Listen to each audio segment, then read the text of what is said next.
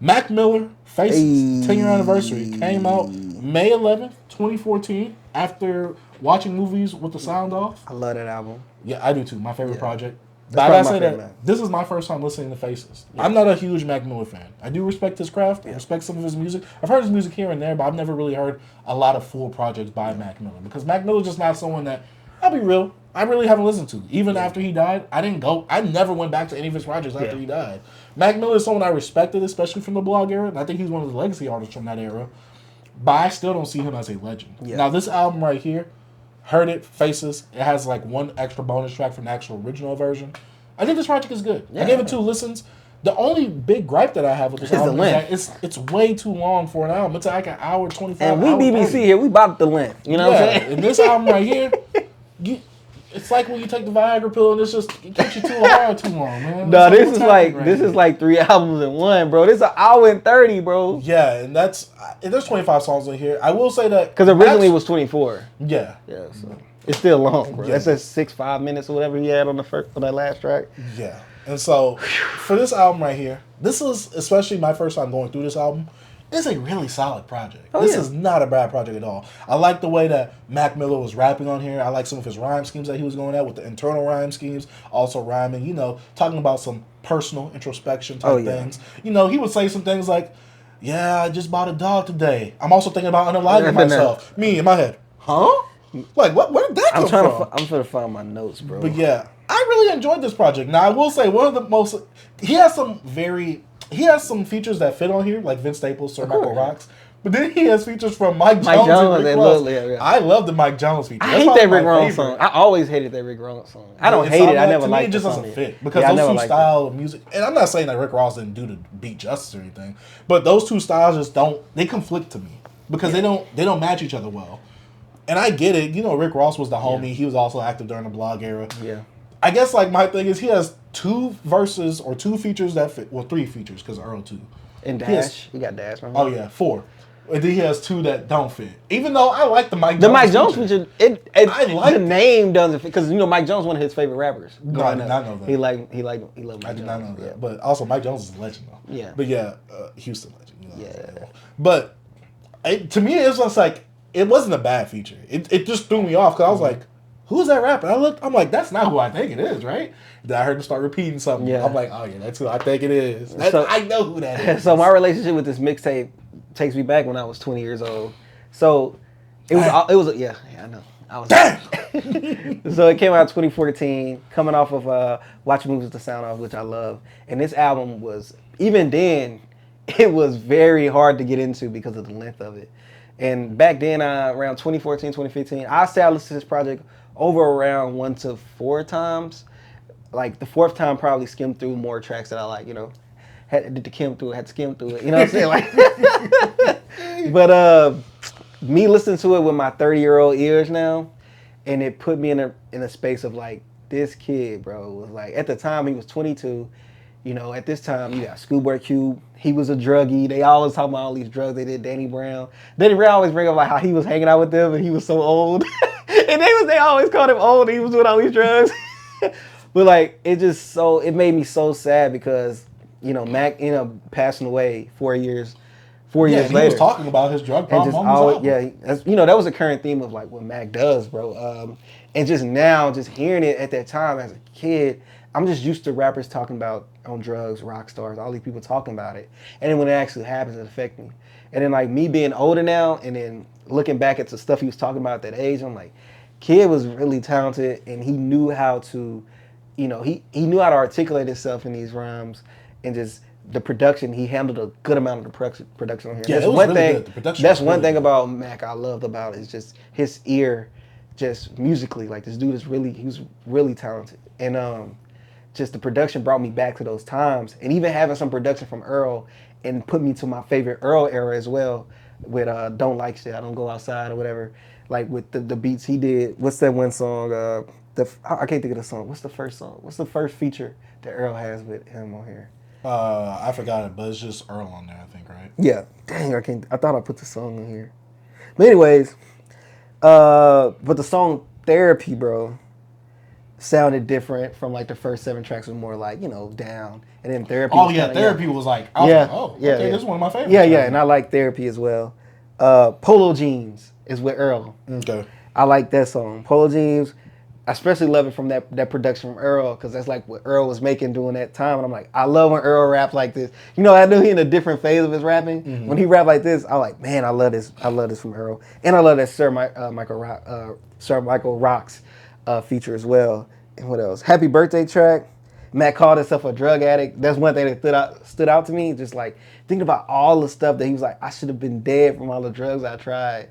And like him, he says it so like nonchalant. Yeah, because it's at a time when you're alive, like you're young, invincible. 22. It's like I'm aware, but bro, him passing at 26. We were young. Like I was 24 when he died, and you was what 22, 23 or whatever. Around that time. You was 24? Yeah, I was like 22. Yeah, so like that's so crazy. Like thinking about age now and us being older than this man when he passed, and at the time when he passed, we doing a podcast yet or no? We was doing the other podcast. Okay, because Astroworld came out. Yeah. So it's like it's just put everything in perspective with life to me, bro. Like this, listen to this album, it was enjoyable, but it's also sad at the same time. Yeah, it's one of those things that when you look at retrospect, it's like a cry for help. It's like that one episode of Rick and Morty when Rick makes himself young again. Yeah. He's like, hey, I need help. So. And everybody was jamming because it just sounds like a jam. But it's like, yo, I'm crying for help right now. I need help. Yeah. Like, what are y'all doing? And y'all bumping this song, and in the title of it being just Faces, like it can mean multiple things. Like, oh, I'm facing who I am. I'm facing all these drugs. I'm taking them to the face. I'm facing these bad habits. It can be taken in so many ways, especially with. I don't know. I also want to say like this is like a cloudy album. Like it's an atmospheric album with the way the production is. And Diablo is another standout track for me when he was just rapping on there. Yeah, he was just rapping on that joint. And Funeral, play this song, play this at my funeral, and it's like, oh my god, like bro, it just hitting me, bro. Cause I'm like, oh my god, like I've watched his career since 2010, 09-ish, around that time. I'll say I watched it since like Miller, I think he put out Miller High Life or whatever. That's like my introduction to him, and like it's just so crazy just seeing this, and then like me being older now, and when like I'm older than this man technically now, like from when he passed, and just what he could have been at this age, him probably been, 30, 32 at the time. Now he'd been like what he would have grown, because like his last 2 albums, like his last album was like my favorite album he ever put out. Like which one? Circles. The one when he was alive? Oh, okay. No, he the album was finna come out, but he died. It was gonna come out. Circles. No, I thought it came out. Then he died. No, that was Swimming Pools. Oh, that's the one with him with the face like that. Yeah. That's Circles. Yeah, Swimming Pool is him like, and he like no. The one I'm talking about where he was alive was the one where he was sitting at the door. Pink. Or whatever. No, he in the pink. It's like the album cover where he's sitting down. The other one's like where he has his like head down or whatever. That's the one that died. That's the one after. That's the posthumous album. Yeah. But it was gonna come out. Oh yeah, it's posthumous still, but yeah. But I'm saying like I don't know why. Which one do you think is his best one? Like you said that. Circles is my favorite. Circles is your favorite. It's my favorite Mac project album. Anything. Mm-hmm. Like it was so well done, bro. That's one. Like it was this one. That's Circles. Yeah, that's what I'm talking about. Yeah. That's what I'm saying. That was his posthumous one. That album he was gonna put out, but he was creating it, and doing his death, and like, bro. Yeah, because I think he passed a little bit after Swimming Pools. Yeah, it's funny the reception. I'm not saying funny as in like haha. Funny as in like it's kind of ironic or weird. Yeah. It's funny because when that album first came out, it was super overshadowed by Travis Scott's Astroworld at the time. And some people had mixed feelings about it. I enjoyed it for what it was. Yeah, some people didn't like it. Some people liked it. Mm-hmm. And some people like it more like afterwards, but I liked it when it came out. I think it was one of those. I remember when Buried Alive came out. I remember watching the video, like being like, "Yo, man, like what, This album had me sad, bro. This mixtape made me sad, cause like me listening to it, 20 years old, and me listening 10 years later as 30, totally different perspective. Would you say this is one of the best cloud rap albums? I guess so. I think this is his best mixtape, cause I love Kids, and I love Blueface Park. No, I don't like Blue Slide Park that much. Macadelics, I love that project too. Mm-hmm. What about Best Day Ever?